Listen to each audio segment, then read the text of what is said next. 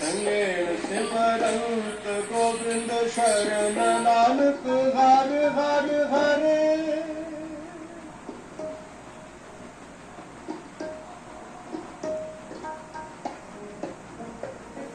निवाणे आने वाण गुरु ने ताणे आने